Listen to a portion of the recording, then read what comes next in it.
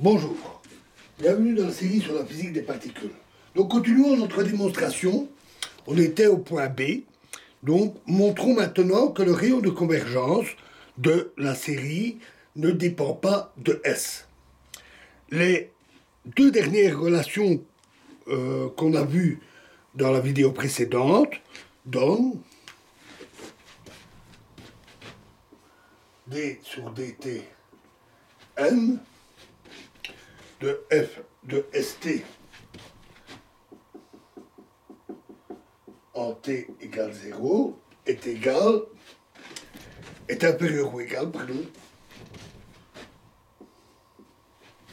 à mu S0S d sur dt d'ordre n de f S0t en t égale 0. Ce qui permet d'écrire la série alors comme suit. En valeur absolue, la somme de n égale 0 jusqu'à l'infini de d sur dt exposant n de fst en t égale 0 est inférieur ou égal à mu S0t,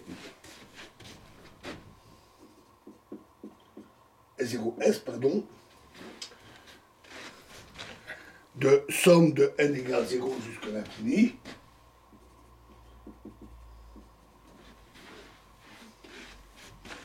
de la valeur absolue, j'ai oublié évidemment ici le t exposant n sur n factoriel,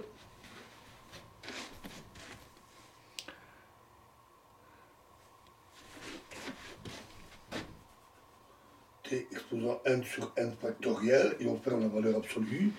Donc la somme de n égale 0 jusqu'à l'infini de d sur dt exposant n de f S0t calculé en t égale 0 en valeur absolue fois la valeur absolue de t exposant n sur n factoriel.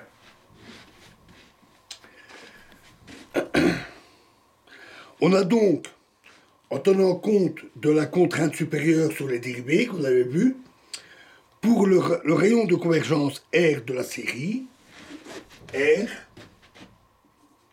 égale limite quand n tend vers l'infini de 1 sur n factoriel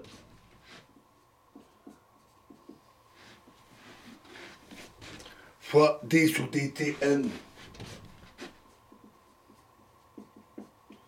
de f st en t égale 0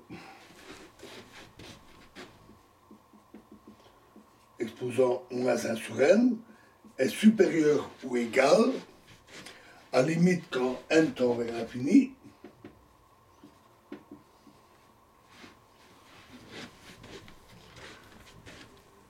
de mu n factoriel grand M divisé par R0 exposant n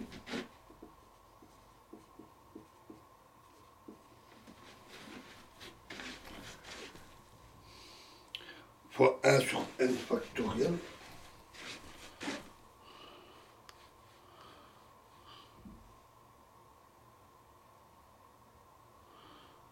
fois 1 sur n factoriel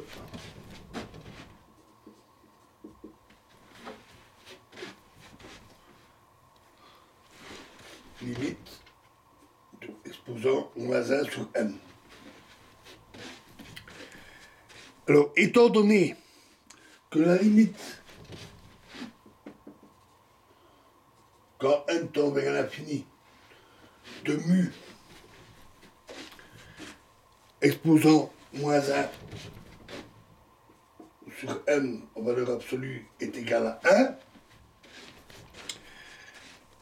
cela veut dire alors que le rayon de convergence R de la série ne dépend pas de S.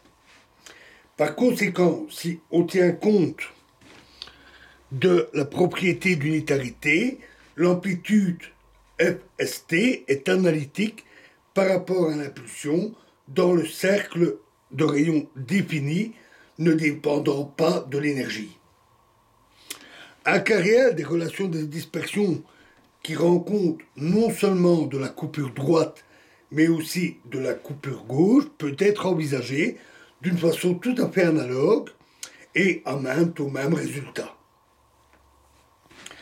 Alors, montrons maintenant que la dimension du cercle d'analicité R est définie par le demi-grand axe de la petite ellipse de Lehmann. Ce qui fait que le cercle déborde de cette ellipse, donc plus grand. C'est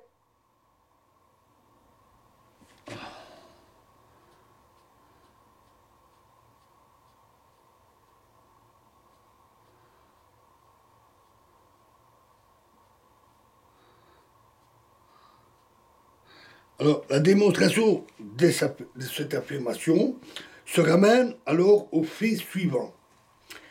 Pour simplifier, partons encore des relations de dispersion qu'on a utilisées pour la démonstration.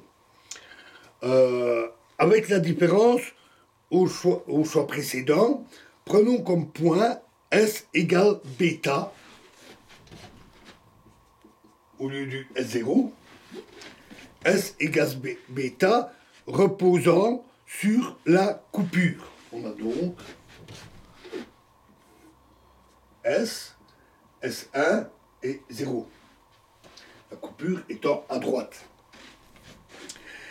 Et on prend le point bêta ici.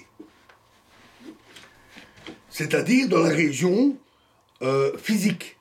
Et c'est pour cette région que les ellipses de Lehmann sont déterminées. Cette fonction, introduisons la fonction phi de bêta de S et de T égale 1 sur pi intégrale de S1 à bêta de imaginaire Fs'(t) sur S' moins S fois ds'.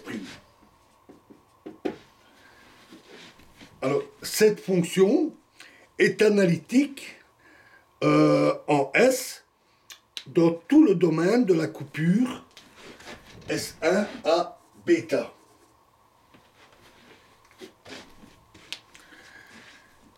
Et dans le domaine qu'on va noter grand pi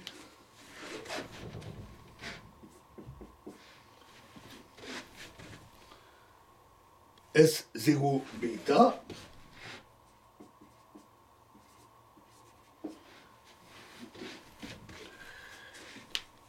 qui est formé par l'intersection de toutes les grandes ellipses de Lehmann qui correspondent aux énergies dans l'intervalle S1 à bêta.